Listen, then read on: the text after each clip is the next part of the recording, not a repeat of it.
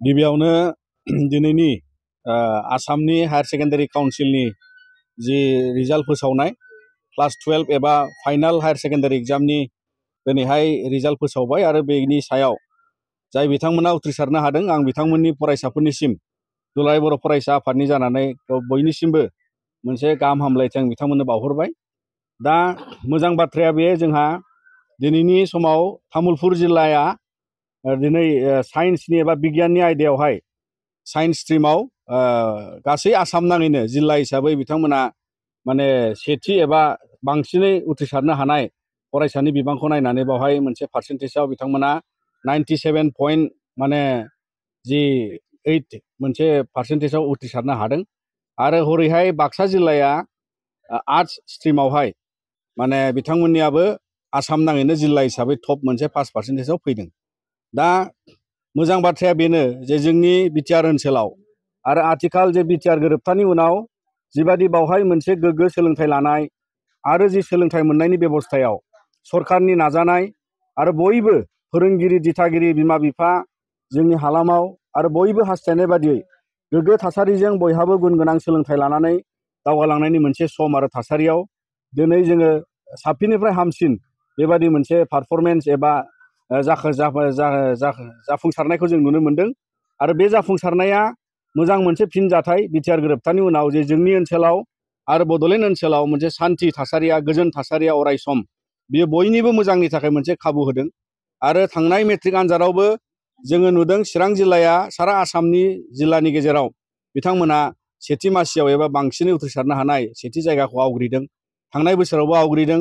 आरो बेबादिनो गासै जों दुलाराय बर' फरायसा आफादा मिजिंथियो जे बे बिटिआर हालामजों लोगोसे आसाम नाङैनो जिहेतु जोंहा हायार सेकेन्डारि फार्स्ट इयार आरो देग्लाय सेकेन्ड इयाराव बर' बिजोंजों बावहाय बयबो फरायगोन।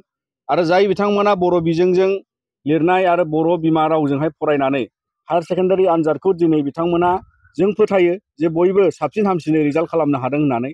आरो बिनिखायनो जे इयुन समावबो जोङो बे गोग्गो सोलोंथाइखौ लानानै मानोना हायार सेकेन्डारिनि उनाव बयहाबो माखासे गोदान थिरांथा गोदान लामा लानानै आवगायलांनो मोनसे सेलेक्सन थायो। सोरबाबा मेडिकेलाव थांगोन, सोरबाबा जोङो माने जेनेरेल डिग्री कनभेन्सनेल कर्सफ्राव थांगोन आरो सोरबा प्रफेशनेलि गुबुन गुबुन माने टेकनिकेल बिथिङावबो सोरबा इन्जिनियारिं गुबुन गुबुन बिथिङाव थांगोन। आरो बेबादिनो बेयो मोनसे माने मोजां मोनसे सम जाय समावहाय बिथांमोना बयबो गावबागाव लामाखौ लायो आरो गोजौ थाखोनि सोलोंथाइखौ साखाफारा खालामो। दा बिनि थाखायनो बयबो जाहाथे बेबादि गावबागावनि जिउ राहा लामायाव बयबो जाफुंसारनो हायो जाय बिथांमोना उथ्रिसारबाय। आरो मोनसे दिनैनि समाव जों सरकारनिसिम खावलायगोन जोङो दिनै तामुलपुर जिल्लायाव गोबां फरायसाया बावहाय जि बांसिनै पास जादों आरो बेवहाय जों नुयो जोङो दुलाराय बर' फरायसा आफादनिफ्राय जिहेतु आसाम सरकारा बिथांमोनहा गावसिनि जि मोनसे सरकारनिफ्राय गभर्नमेन्टनिफ्राय काउन्सिलनि जे टप 10 सायख'योमोन बिथांमोना देग्लाय बेखाय जेनेरेलि बिथांमोना स्टार एबा बेबायदि मोनसे पजिशन दोननानै दिनैहाय बिथांमोनहा सेपारेटलि बान्था होनाय बा बेबायदि टप 10 सेलेक्सन खालामनाय जायाखै। जोङो आसा खालामो बिथांमोना बेखौ लाखियोबा मोजांमोन। मानोना बेयाव मोनसे बयखौबो थुलुंगानाय आरो बयखौबो माने मोनसे गोसो बोनाय मोनसे थासारि जायो। अदेबानि बिथांमोना निउ एजुकेशन पलिसिनि मोनसे थासारिखौ नायनानै बिथांमोना बेबायदि मोनसे देग्लायनिफ्राय जि मोनसे बेबायदि माने सायख'नायखौ माने दोनथ'नाया बियो बारा साबजाथाव जायाखै होननानै जों सानो। इयुन समाव आसाम सरकारा बेखौ सानफिनगोन होननानै जों मिजिंथियो आरो दुलाराय बर' फरायसा आफादनिफ्राय जोंबो मोनसे आसाम सरकारनिसिम खावलायनाय लाखिगोन जाहाथे बेबादि मोनसे एखुथायै बा मान होनाया मोनसे फरायसाफोरखौ थुलुंगा होथाव जायो अराय सम बेखौ जोङो मिजिंथियो। दिनैहाय जोङो जेरैहाय हायार सेकेन्डारिनिफ्राय लानानै जोंनियाव तामुलपुर जिल्लानि सिङाव जिबादि बिबांनि फरायसाफ्रा फरायनो मोनदों बियो जिहेतु खम बिबांनि फरायसाफ्रा एनरलमेन्ट जानो हानाय फरायसालियाव दङ। बेबादिनो बिथांमोना दिनै डिग्री फरायनांगौ आरो बेवहाय दिनै जोंहा साइन्सनि थाखाय स्कप गैया। दा बेनिखायनो तामुलपुराव जिहेतु मोनसे मडेल कलेजबो लुफुंजागासिनो दङ आरो बेबादिनो डिग्री कलेजाव जाहाथे साइन्स स्ट्रिमनि मोनसे जि आयदा बेखौहाय तामुलपुराव थानाय डिग्री कलेजाव एबा गोदानै जे डिग्री कलेज मडेल कलेज फैगोन बेवहाय थिसननांगौनि थाखाय जोङो दिनै बिटिआर सरकारजों लोगोसे आसाम सरकारनि एजुकेशन डिपार्टमेन्ट बिथांमोनखौ जों खावलायो।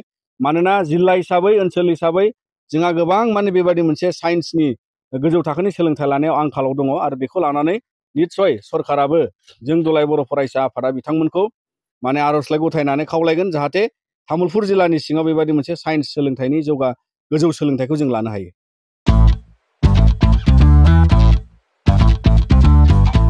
गोजोनथाव खौरां, नोंथाङा नोंथांनि गला एबा अफिस फसंथानफोरखौ जोंख्लाब माख्लाब साजायनो गोसो गैया नामा? नोंथांनि गलाफोरखौ बायदि बायदि रोखोमनि जोंख्लाब माख्लाब खालामनानै साजायनो थाखाय क'क्राझार नोगोरनि सिङाव थानाय गौरां भेलि हटेल साखाथियाव चाणक्य आर्ट एन्ड डिजाइन गलाया लानानै फैदों बायदि बायदि रोखोमनि आर्ट डिजाइन। क'क्राझार नोगोरनि सिङाव थानाय गौरां भेलि हटेल साखाथियाव चाणक्य आर्ट एन्ड डिजाइन गलाया नोंथांमोननि थाखाय लानानै फैदों नोंथांनि गलाखौ जोंख्लाब माख्लाब खालामनो गोबां रोखोमनि आर्ट डिजाइन। बेफोर आर्ट डिजाइनफोरनि गेजेराव दं 3D signboard, 2D signboard, acrylic trophy, SAP panel, name प्लेटार्स, रेट्र', रिफ्लेक्टिभ साइनबोर्ड, नियन साइनबोर्डफोरनि आर्ट डिजाइनफोरखौ नोंथाङा चाणक्य आर्ट एन्ड डिजाइन गलानिफ्राय मोनफुंनो हागोन। बेनि अनगायैबो इनग्रेविं सार्भिस, आर्क्राइलिक लेटार काटिं, MDF जालि काटिं, लग', ग्राफिक्स डिजाइन आरो कास्टमाइज गिफ्ट आइटेम्सफोरखौ नोंथांमोननि गलानि थाखाय चाणक्य आर्ट एन्ड डिजाइन गलाया लानानै फैदों आर्ट डिजाइन। गोबां बाथ्रा मिथिनो थाखाय नोंथाङा नैबे 9706125636 6800981649 जानबुं नम्बरनि गेजेरजों खौरां लाहरनो हागोन।